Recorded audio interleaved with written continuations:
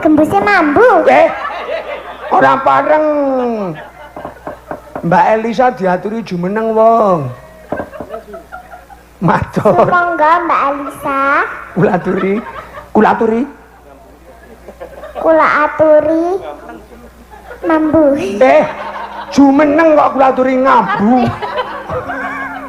Cah. Ora sopan tenan kok. Nggih, Mbak Nawung niki sampun jumeneng kula ten pundi? Mriki napa mriku napa mriku napa mrika? Jumeneng ten pundi? Kula nderek. Nggen Pak Profesor. Oh, nggih Pak Profesor mrika. Jumeneng ten ngene Pak Profesor. Oh, nggih dawuh napa Mbak Nawung? Nek sampun kula ten mrika terus ajeng ken napa? Nyuwun arta. Duit. Oh, nyuwun duit Pak Profesor. Njaluk pira tak jalukke? Nyuwun pinten? Manut. Manut. Lah ya pira manut ngarani? Mbok ora ngisinke bapakne to wong. Nganti kaya ora tau wehi duit. Pancen. Oh. Wingi kae apa? Ge bayar SPP. Wingi pas ke aku menang lomba tak traktir nang rumah makan. Ning saurunge kuwi kowe menang lomba tak tuwoke sepatu. Sepatune rega 300.000. Ora sing nukake ibu. Loh. Ning sing ngeterke aku. Alah ngeterke tok. Kok ya pinter. Bocah kok aja wani. Bocah ki aja wani karo wong tuwa. Kualat. Nek aku wani-wani wae. Weh lah. Bocah cilik gek bayi tak dulang tak ombeni susu, ngerti lairmu mbiyen operasi mbokmu kuwi. Entek pirang-pirang. Wong ya ibu sing duwe susu kok ayah ora kok. Nah, betul. Berarti Susu dari ibu ya, semua dari ibu ya, ora saka ayah ya. Aning tanpa aku apa kuwi jenenge? Ora kono. Nganu apa? Tanpa aku mensponsori mbokmu ora dadi kowe. Sponsor piye? Ora perlu ngerti cah cilik, belum cukup umur. Ngono? Ngapusi ta. Kok ngapusi? Ora. Bocah ora. Isin besok meneh rasa melu nek wayangan. Darani melu gamelan. Kok malah arep dadi peniti. Pinter. Melu gamelan ya ndak ya. Melu kok tetep mangkat ya nduk. Ora kon melu piye? Kok ngono kok juara siji nasional. Keliru yurine kleru. Salah le milih kowe. Sing penting kan juara. Emang nganu. Yang juara. Juara wae aku mbiyen. Juara apa? Bolos. Menpora. Nggih, Mbak Elisa niki jangkepi atur panglipur. Nggih. Dawuh napa? Mbok menawi wonten pamundutan ingkang dereng. Tadi dari penonton langsung. Nggih, ngersakaken menapa? Mas Tejo. Waduh, nggih. Napa? Kembang Rawe. Kembang Rawe, nggih. Let jaluke lewat DM ora. Mbok yo nulis. Nggih. Iki wau mengke dipun pinangkani. Sakniki napa kapan? Derek. Sakniki. Sakniki. Oh nggih. Dari sana enggak ada dawuh napa-napa. Dari saking panjenengan mboten wonten. Mboten wonten. Oke, siap. Nggih. Sembah nuwun dhateng sanggianing para kadang ingkang tasih kepareng mresani wonten ing sasana menika. Wah, awet niki. Anak ini muda-muda loh. Jadi dari 100% ini 90% ini muda-muda di belakang ini. Ini apresiasi luar biasa ditunggoni tirakatipun menika. Ugi matur nuwun dhateng para pamirsa ingkang tasih kepareng mresani lumantar live streaming. Saya menika Untidar Channel, Putra Jawa Channel utawi KGBS Channel. Nggih, matur suwun yang masih setia menonton dari rumah. Nggih. Doa yang terbaik buat Universitas Tidar, moga-moga ya iso unggul dalam wirausaha untuk pertanian, bisa ikut menyokong semua masyarakat utamanya Magelang dan sekitarnya. Iso majukan. Iki kira-kira dibawani nopo langsung? Langsung kemawon. Wah, seneng aku. Oke. Yes. Monggo. Monggo. Garapane sing sedulur Bas monggo.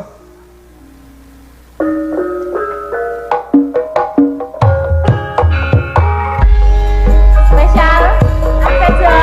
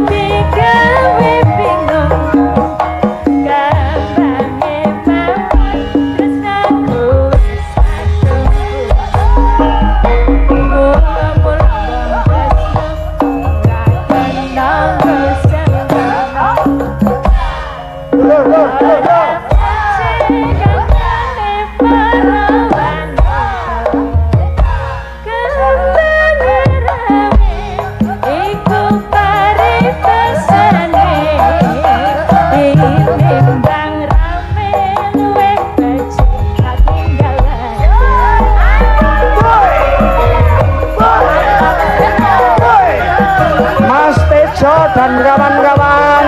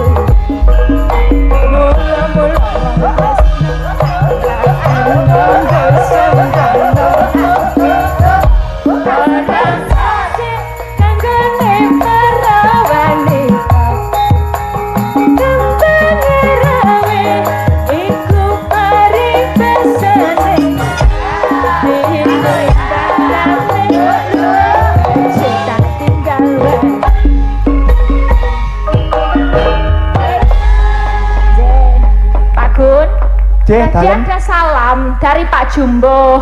Pak Jumbo. dalam pakis ya. Nggih, matur nuwun Pak Itu Jumbo. putrinya itu Nggih. dulu sekolah di Universitas Tidar menika. Si Denok Giwang. Inje Mbak Giwang menika. Untidar. Betul, dan dia dapat beasiswa untuk ke Korea. Di sana juga berprestasi di Luar Korea, biasa. luar biasa. Nah, ini Nggih. bukti bahwa di sini tuh orang-orangnya tuh wah Berkualitas. Sorobine bibit bebete niku sae-sae sedoyo. Injih. Nggih, Enjing mugi-mugi. si Nawung niki kersane nderek sinau teng ngriki. Nawong niki? Nggih. Oh nggih. Lah adoh banget lah. Wah, lah mboten napa-napa. Nggih, mugi-mugi besok bisa sekolah di sini ya, Nduk. Kira-kira nek di sini besok pengen jadi apa? Mau di pertanian, apa guru?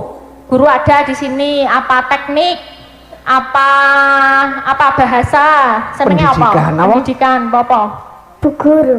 Bu guru ada di sini. Bu guru apa kira-kira? Guru gotro apa Guru guru ngetong apa? wilangan? Guru apa? Senengnya apa? Guru lagu. Guru lagu. Oh ya, guru Kok kaya masopat wae. Sopat, nggak apa-apa ya. Besok disekseni, besok dadi wong pintar sekolah di Universitas Tidar. Nggih. Ya, amin. Senenge bocah nggih. Niki dawuh napa malih? Menika wrenges Prengas. kersane ora ngantuk. Ayo. Mbak Elisangi mesake. Wis wah terus wae ngetan ngulon ngalor ngidul. Wah jan. Nggih pangestunipun Pak Gun. Oh, Kitir Sumiler tadi belum jadi ya? Oh, Ampun, tenan ampun. bener loh. Wes. Pun. Iki pomen kudu hoo banget. Niku Ya. pun mangke mirang-mirangke kelompok pun. Nggih. Dawuh niki lagune napa? Apa, Mas? Apem dawet. Apem dawet. Apem dawet. Nggih, monggo. Slendro songo ya kena ben enteng. Oh nggih. Heeh. Mawi bawa mboten niki? Terus wae, langsung wae. Terusan wae. Wektune wis saya ngangsek. Nggih. Heeh. Sesuk aku terus arep mulang. Mulang napa? Hah? Mulang napa? Mulang sarak. Mulang sarak nyingkiri bebener. Kuwi penggaweanku. Nggih sungkem kula kot katur pepunden-pepunden dalang.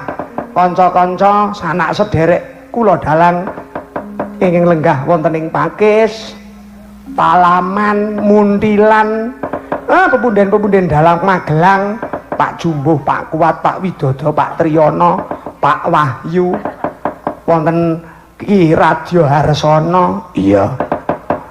Ora lali Bapak Simak sing ana ngomah melu ndongake, iya.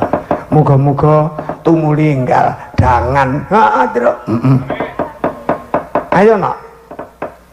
Monggo Mas Sotomo. Kok Mas Sotomo? Lah niki nganu lho, napa julukane saking Mbak Elisa niki lho? Sing rebab. Aswatomo. Oh. Monggo, Mas Galih Aswatomo.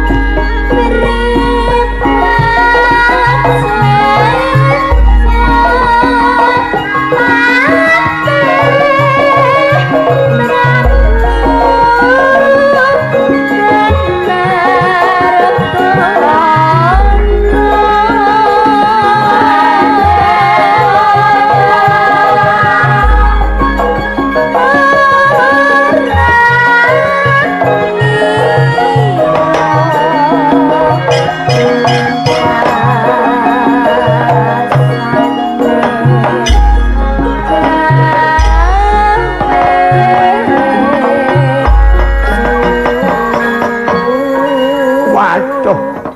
Apem dawet iki anggitane sapa, Nges? Ki Haji Sukron Suwondo.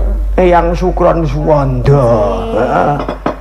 Sinau sing temen tumemen sesuk ora mung trima S1 kepara bapak mbokmu S1 kowe S2 syukur bage S3 kaya Mbak Elisa. Amin. Cita-citamu arep dadi apa?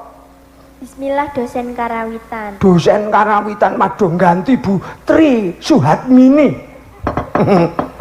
Wah, jan ya tak dongakake muga-muga lumintu rezekine wong tuamu ya, Nak. Amin. Bae. Mas Pandu ayo calon guru bahasa Jawa. Nek madang, heeh, nek madang go tangan tengen wagu. Wong nyendok, nyendok go tangan tengen kok gregeli. Wah, jan wis.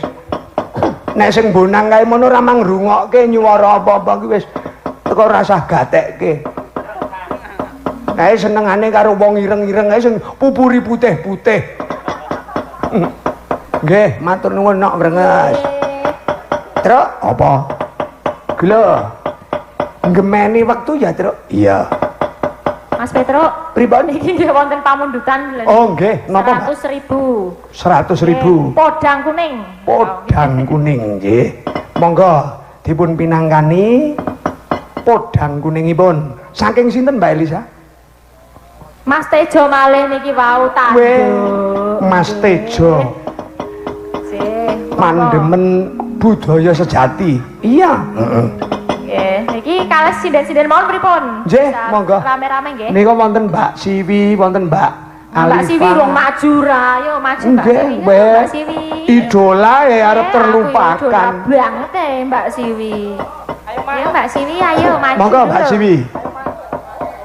Nggih, tambahi sinten niki ben nganu nggih, rada imbang. Nggih, monggo mang milih. Kayak ndak berat sebelang. Semangat Mak Siwi. Nggih, mang milih. Pun nginjing pokoke syukurane Mbak Siwi niku tak ampilke gebyok. Sing nucuk lampah nganu. Sapa kuwi jenenge? Sinten? Jen? Bondan. Mboten jenengan. Kula nek joget niku dompo. Kula mboten usah diambil ki gebyok. Ah, terus Tak beto sepanduk mawon. ngirit tenan iki. Nggih. Wah. Lungsuran nggo kampanye. Kalih Mbak Alifa nggih. Oh nggih. Wah. Iki pancen do penasaran karo Mbak Alifa iki. Nggih. Jane nek kalih kula niku pun do tumek asline. Mboten kok. Oh nggih. Nek rong Mbak Siwi rong nyanyi rong genep pokoke. Nggih. Rong komplit. Nggih. Soale Mbak Siwi niku ora pati genep dadi genepi. Oh. Ya. Oh. Dodol. Nggih, podang kuning menika garap gayeng mawon nggih. Nggih. Siap. Garap gayeng.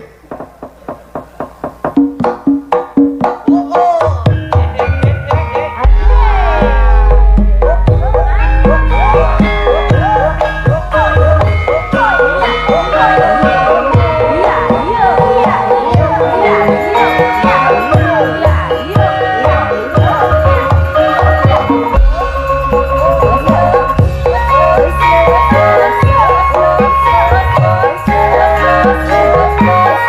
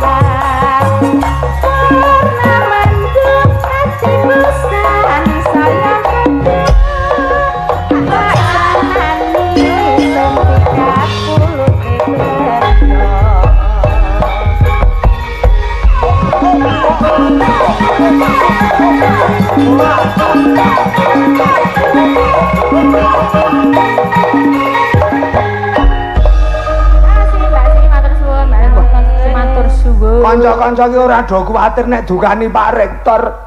Iki gamelan anyar anggepmu do digawe Biasanya kalau dipukul kan makin bagus. Napa nggih? Iya, dipukul makin keras kan makin bagus nggih. Waduh. Perlu diuji ngaten. Bojo kula niku saya pukul kok malah semakin jauh. Ya beda pukulane. Sepisan malih wonten pundutan Kitir Sumilir. Yes. Ini khusus ini. Nggih. Mbak Eni kali Sama Mbak Raras, Mbak Tawang, nggih, monggo. Mbak Brenges dan spesial Mas Adi. Yo. Kok ngenjing? Ora sembodole kon ganti pemusik. Nah iki mahasiswi jurusan apa kowe Kiras? Keperawatan semester 2. Waduh, keperawatan semester 2. Sopo-sopo arep dirawat.